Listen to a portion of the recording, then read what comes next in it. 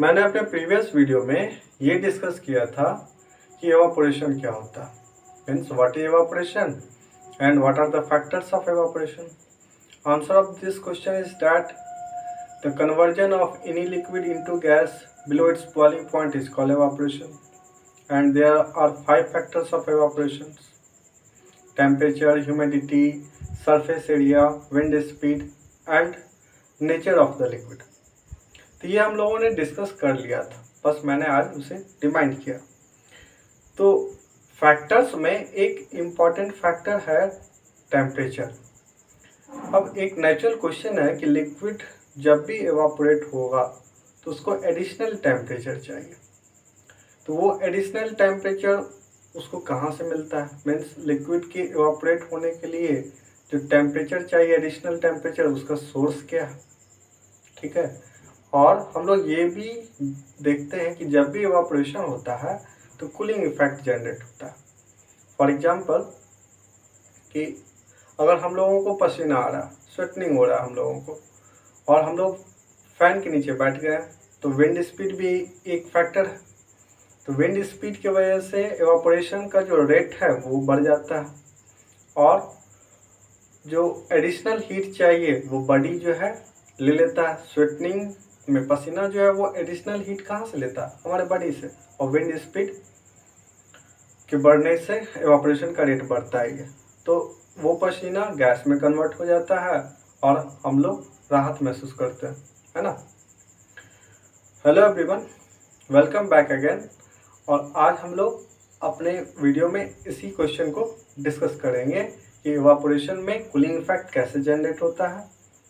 ठीक है. और एवापोरेशन में जो एडिशनल टेम्परेचर लिक्विड को चाहिए वो कहाँ से लेता है. तो इस क्वेश्चन को हम लोग ऐसे लिख सकते हैं: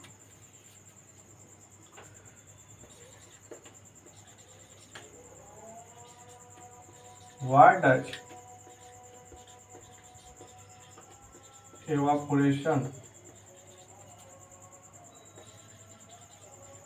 cause cooling. आंसर होगा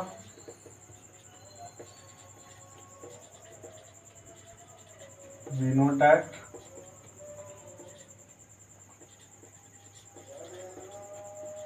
evaporation is endothermic process.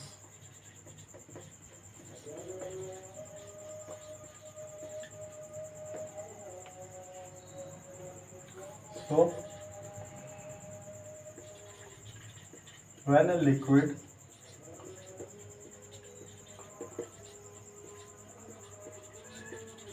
evaporates,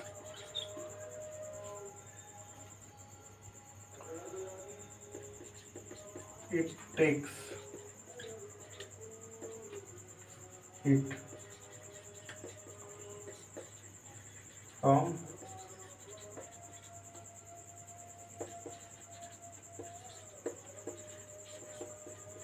surroundings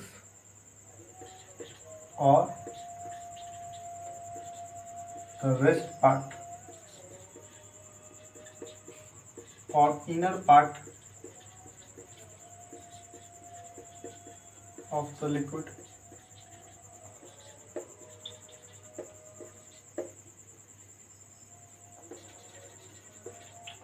When the liquid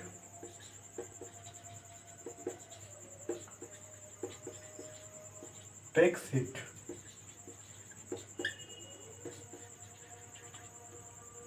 from the inner part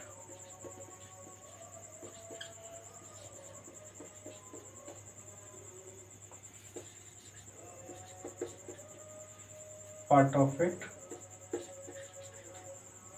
the liquid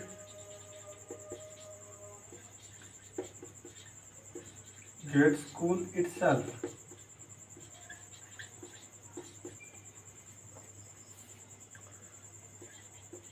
And when the liquid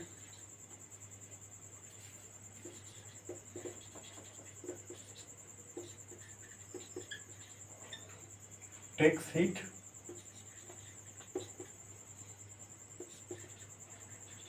from environment.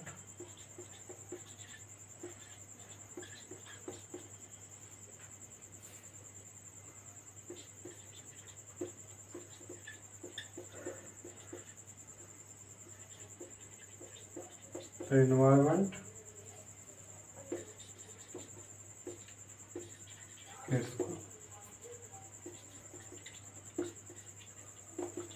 in this way.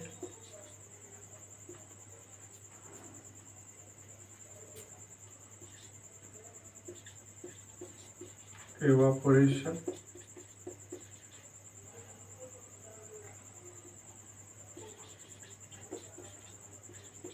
and its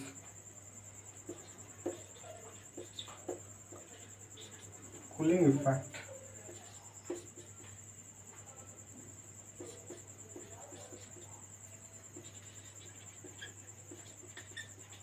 Whenever takes place